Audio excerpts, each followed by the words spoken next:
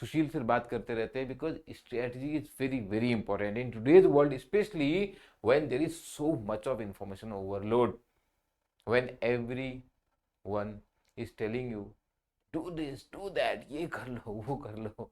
आप क्या क्या करोगे यार, टाइम तो 24 घंटे ही होता है एक दिन में सबके पास। It is very very important in strategy what not to do, and I keep on sharing all this because all these small small things are led to success, is the way to go to your dream job। हम बात कर रहे हैं 300 important questions for RBI grade B। this is 16th video, already 50% हो चुका है, 50% questions cover कर चुके हैं, and I am going to start this video now with this message. देखिए जो मैं आपको बोल रहा था, amazing work, I have a little time to prepare and your notes help a lot, because to the point, crisp, 50% faster is that.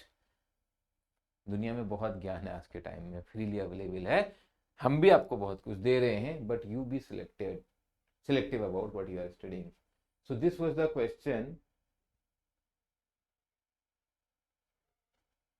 कि इनमें से कौन सा वर्ल्ड बैंक ग्रुप का काम नहीं है। So to be very very simple, coming to the answer straightforward, even last time आपसे पूछा था, world bank is not involve with the trade.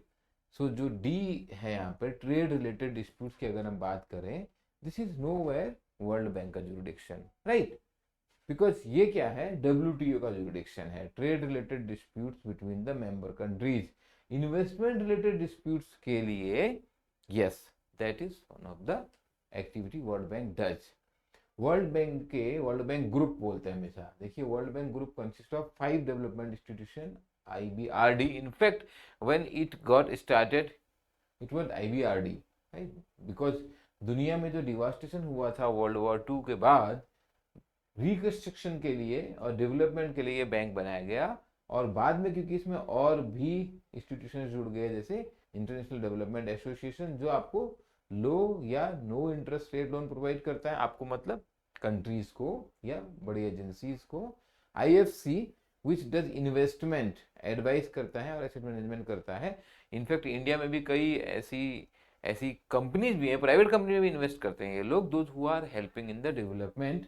and MIGA, multilateral guarantee agency, that ensures lenders and investors against political risks such as war। ये शायद option आपको लगा होगा interesting सा है थोड़ा, तो you must know this also happens in world Bank group. And ICSID, international centre for settlement of investment dispute, settles investment related disputes between investor countries. एक कंट्री ने दूसरी कंट्री में इन्वेस्ट किया, उस टाइप के डिस्प्यूट को यहाँ पर हैंडल किया जाता है। You must study all this, and this time because of the reason I mentioned last time, mister Ajay Bagga, you must expect something coming on the World Bank। It is very much in use according to the dividend discount model। Question first आज का, the value of equity share is equal to। तो अगर आप finance के basic समझ गए हैं, if you understand what is NPV and IRR, you must know this. तो जैसे मॉडल का नाम है dividend discount model, what is dividend, company जो अपने शेयर होल्डर्स को साल दर साल against the share they hold उनको एक डिविडेंड देती है। It is not mandatory in any company, it is not mandatory, but company profit का क्या करेगी, प्रॉफिट का कुछ हिस्सा डिविडेंड दे देगी, कुछ हिस्सा वो रिजर्व में रह जाएगा, रिजर्व जो कंपनी बाद में अपने किसी एक काम में फ्यूचर इन्वेस्टमेंट के लिए, एक्सपेंशन के लिए यूज कर सकती है। तो यहाँ पर पॉइंट क्या है कि जो डिविडेंड है उसको डिस्काउंट करना है। डिस्काउंट करना मतलब कोई फ्यूचर वैल्यू की प्रेजेंट वैल्यू निकालनी है।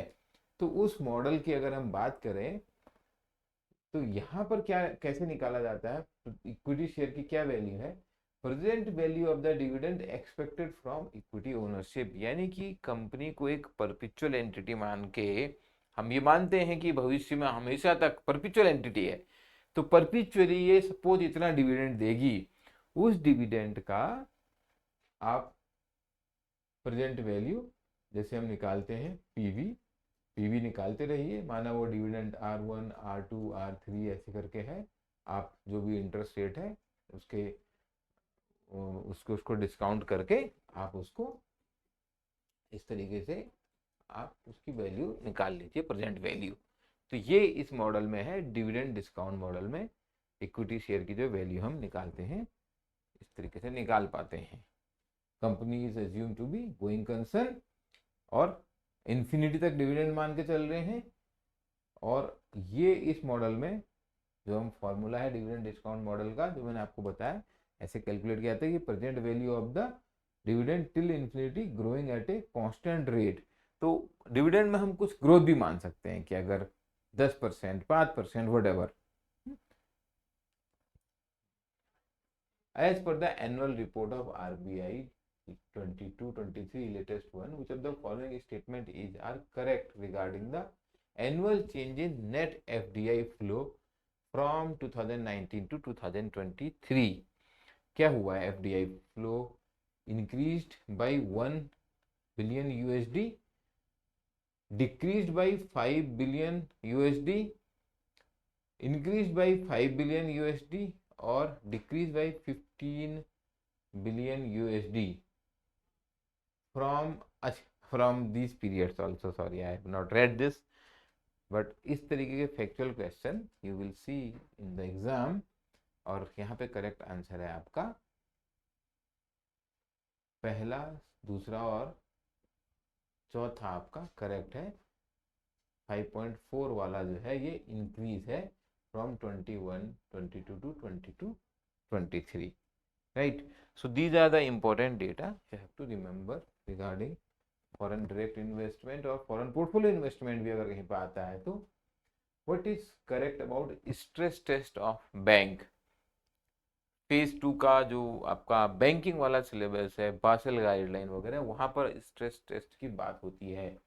These are carried out, तो पहले समझना है स्ट्रेस टेस्ट क्या है।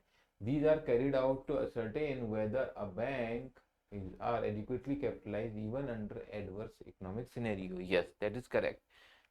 डिफरेंट assumptions लेके कि सपोज इन्फ्लेशन इतना हो जाएगा, सपोज इंटरेस्ट रेट इतने बढ़ जाएंगे, तो बैंक में क्या स्ट्रेस आएगा, उनके पास एडिक्वेट कैपिटल है क्या उस स्ट्रेस को झेलने के लिए। RBI conduct baseline, medium stress and severe stress test for banks in India. Correct है। IMF also conduct such stress test, ये भी करेक्ट है, बिकॉज इंटरनेशनली भी ये इस टाइप के स्ट्रेस टेस्टिंग की जाती है। तो these are basically models, simulation करना है आपको बहुत सारे, जिसमें डेटा डालने के साथ साथ आप इस तरीके के स्ट्रेस टेस्ट करते हैं। और IMF की बात कहाँ करें, ये 1990 से कर रहा है, बट ये recently after the global financial crisis कब आया, 2008 में, उसके बाद से इन सब की पॉपुलैरिटी बढ़ी, because we saw some of the bank failing. क्या होते हैं? These are meant to be what if exercise. What if the interest rate goes down or goes up? What if the NPA increases this much percentage? What if maybe something else about inflation or something? So severe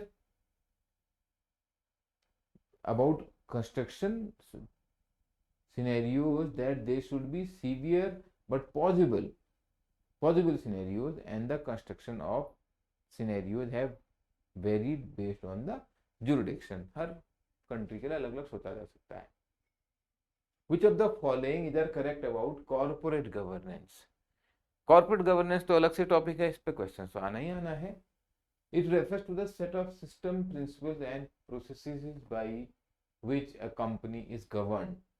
It is based on principles such as conducting the business with all integrity. So this is about integrity and fairness, being transparent with regard to all transactions. It is also having ethics and moral in business conduct, not only about the law. बिल्कुल सही बात है। तो आपको सारे सही लग रहे हैं इसमें, मेरे हिसाब से भी सारे सही लग रहे हैं, क्योंकि इसमें हम अगर बात कर रहे हैं तो पहले हम सिस्टम प्रिंसिपल्स भी कहीं ना कहीं कॉर्पोरेट गवर्नेंस में बात आ ही जाती है उसकी। अगर आपके पास सिस्टम प्रिंसिपल नहीं है तो आप कैसे कॉर्पोरेट गवर्नेंस इंश्योर करेंगे? What is the total loan outstanding under KCC scheme? किसान क्रेडिट कार्ड स्कीम क्या है पहले तो आपको ये पता होनी चाहिए। इंपॉर्टेंट स्कीम है गवर्नमेंट ऑफ इंडिया की, 1998 में शुरू की गई थी। ये भी क्वेश्चन हो सकता है एग्जाम में। आज के डेट में काफी ज्यादा किसान इसमें एक्चुअली कवर हो चुके हैं। In fact this is a latest news item, देख सकते हैं आप, अप्रैल का ही है, क्योंकि 9.37 लाख करोड़ का आउटस्टैंडिंग है। Outstanding has grown 20%। तो एक्सपर्ट अर्ज कॉशन, जो एक्सपर्ट्स हैं वो बोल रहे हैं कि there is a potential worry for the bank, क्योंकि अभी जो लोन आउटस्टैंडिंग है काफी ज्यादा हो गई है अंडर केसीसी। बैंकों को सावधान रहना चाहिए कि उनकी रिकवरी में चैलेंज ना हो, केसीसी एनपीए ना बनने पाए। जो एनपीए ना हो जाए, इसमें जो एक्सपोजर है उसके लिए थोड़ा वरीड होना चाहिए। As per the RBI annual report, which country ranked third as a source of FDI during 2022-23? तो आपको 1, 2, 3 तो पक्का याद होना चाहिए। अब आप इसमें गेस नहीं कर पाएंगे अगर आपने नहीं पढ़ा है तो। यहाँ पे सीधा आपको आंसर पता होगा तभी आप कर पाएंगे। तो यहाँ पर आंसर है, first is Singapore, second is Mauritius, third is United states.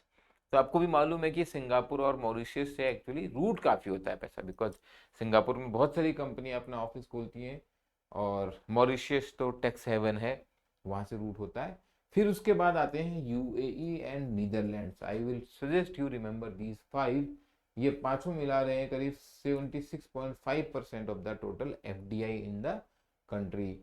The sectors wise composition indicate the service sector सबसे ज्यादा है, including financial services, computer services, communication services and business services accounted for a major share of FDI equity in India during this period, followed by manufacturing, retail and wholesale trade, electricity and other energy, education etc. तो service sector. In corporate HR whistleblower are, किसको बोलते हैं whistle blower? ये कई बार important point है। और whistle blower is who report any activity that is deemed illegal, unethical or not correct। बिल्कुल। सी whistle blower मतलब जैसे रात में आपके सिक्योरिटी गार्ड विसिल बजाता है ना, कुछ भी सस्पिशियस एक्टिविटी होती है, दैट इज द टर्म। तो कंपनी के अंदर कहीं भी कुछ गड़बड़ी हो रही है, वो बता रहे हैं there are policies to protect whistleblower from losing their job. क्योंकि मैनेजमेंट के खिलाफ ये लोग विसिल ब्लोअर होते हैं ना, मतलब मैनेजमेंट, टॉप मैनेजमेंट कुछ गड़बड़ी कर रहा है तो ऐसा ना हो कि इन्हीं को निकाल दिया जाए। तो ऐसी पॉलिसीज होती है उनको जॉब बचाने के लिए। कैन बी इंटरनल और एक्सटर्नल, बिल्कुल बाहर के लोग भी विसिल ब्लोअर हो सकते हैं। कहीं से किसी को मालूम पड़ा, कोई पार्टनरशिप है किसी के यहाँ पे, वहां से कुछ मालूम पड़ा, वो भी हो सकते हैं। Can register a complaint with higher authorities which will trigger a criminal investigation against the company or any individual department। बिल्कुल हो सकता है ये। तो यहाँ पे सारे के सारे ऑप्शन सही हैं कि ये सारे की सारी चीजें विसिल ब्लोअर के लिए हम सही मानेंगे। The theory the motivation of the behaviour selection is determined by the desirability of the outcome. किसने दी theory? Proposed by. Motivation of the behavioural selection is determined by the desirability of the outcome. याद कीजिए, ये है आपकी 2 factor theory, Maslow need hierarchy. Option cancel करना भी तो आना चाहिए ना, ठीक है? तो आपको ये सब चीजें अच्छे से याद होनी चाहिए। तो विक्टर रूम जो है, उन्होंने जो theory the, motivation proposes that individual will behave in a certain way because they are motivated to select a specific behavior over the others due to what they expect the result of that behavior। आदमी फल की चिंता करता है, गीता वाली philosophy से थोड़ा opposite. Gita में बोलो ना फल की चिंता मत करो, ये बोल रहे हैं आदमी का जो बिहेवियर है वो जो रिजल्ट होता है उसके हिसाब से बिहेव करता है। As per the RBI report, annual report, which of the following statement is incorrect about external debt? क्या गलत है? During the period and December 22 and March 22, India's external debt decreased by USD 6 billion, which was a decline of 5%. As a ratio of GDP, the external debt decreased from 20% to 19.1. India's external debt, when compared to the other emerging peers, remained lower.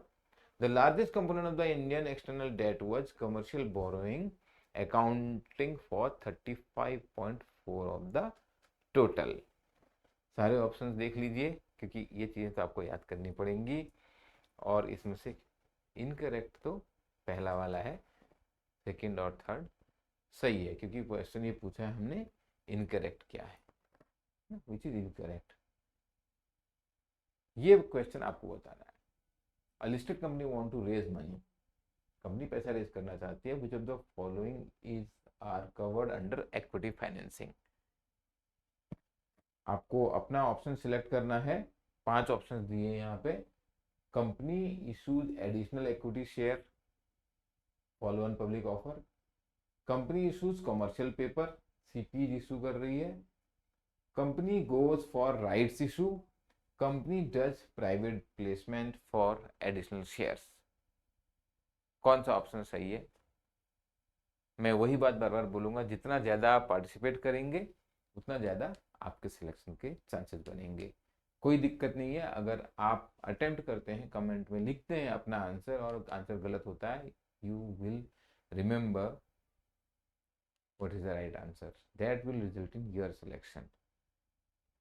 तो दोस्तों आज के लिए इतना ही, आप participate करते रहिए, and if these videos are helping you, please like and share, and don't forget to answer this question.